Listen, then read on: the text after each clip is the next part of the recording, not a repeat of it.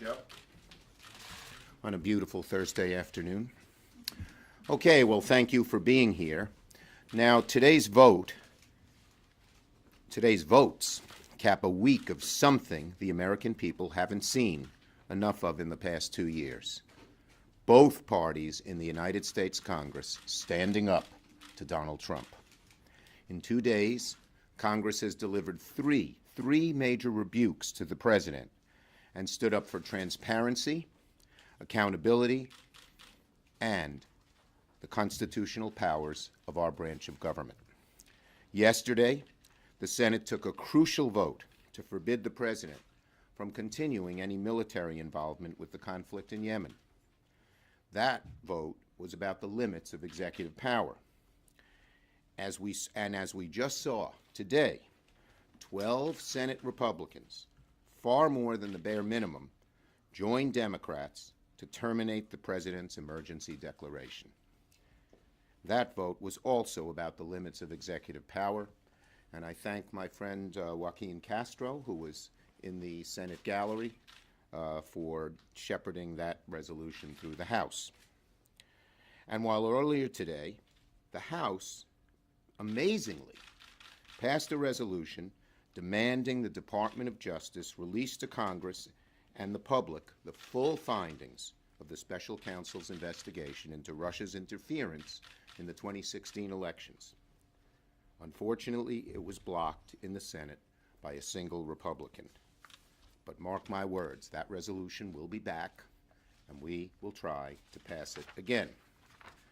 Now, it shouldn't be so unusual for members of the president's own party to stand with us and hold him to account when he does wrong, especially a president who so overreaches.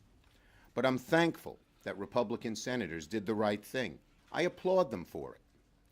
Let's hope that these votes this week are green shoots. Republicans, out of courage, out of principle, and maybe out of exasperation, are beginning to constrain the president when he goes too far. That Republicans are learning that total embrace of President Trump is counterproductive and unsustainable. My hope is that this past week isn't an aberration, but a turning point.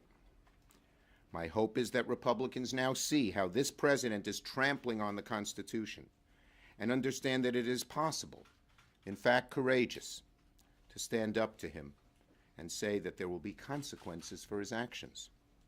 The president seems to regard the government, not just the Justice Department, as a tool to serve his personal and political interests. We've had a lot of presidents with plenty of foibles, but none of them seems to equate their own ego with the entire functioning of the government of the United States, except this one. Today, the Senate has sent a strong message to President Trump that under our Constitution, the executive branch and the legislative branch are co-equal. Thanks to the framers of the Constitution, the United States of America has no king, and we never will. We can't succumb to the president's monarchical leanings. It's our job in Congress to limit executive overreach, to defend our core powers, to prevent a president, any president, from ignoring the will of the Congress every time it fails to align with the will of the president. That is what separations of powers means. That's what checks and balances are for. All too often in the past 2 years, these principles have been disregarded. Too many of my Republican colleagues, in blind obeisance to this president, have indulged even his worst impulses. But today's vote gives me hope. Perhaps my Republican colleagues are beginning to rise to the occasion, like they did in previous decades and centuries. I'll be closing by saying that I applaud every member of the Senate Democratic Caucus for sticking together. I've always said that our unity is our biggest strength, and despite being in the minority, by sticking together, we are able to hold the president accountable. Ready for your questions. Senate Republicans have tried to play down that this is a rift, saying these are independent votes. What evidence on what issues will you need to see to know if this is a sign that... Well, we'll have to see what comes up in the future. First thing they could do is follow their House colleagues and let the resolution that says Mueller report should be made public through. I mean, when Devin Nunes, Jim Jordan, and so many others vote yes for the Senate Republicans to block it is just confounding. Where are they coming from? Do they really believe the report shouldn't be made public? Are they really going to participate in a cover-up? Come on. Senator Schumer, now that the Lee bill is not being used to siphon support for this emergency declaration, is that something the Democrats would consider supporting when it comes out of committee? Well, look, I mean, I'd have to look at the careful wording of the Lee bill, but for any Republican who says, well, it's okay for him to do it this time, now let's look at next time, it's at cross purposes. If it's wrong, it's wrong for this president and for any other. Senator, since this is a privileged resolution, felt like a revolution. Yes, it was. You said it right the first time. Freudian slip. Is it going to come up again? How soon? Well, the president will first veto it. Right. It goes to the House. He won't have the 2/3.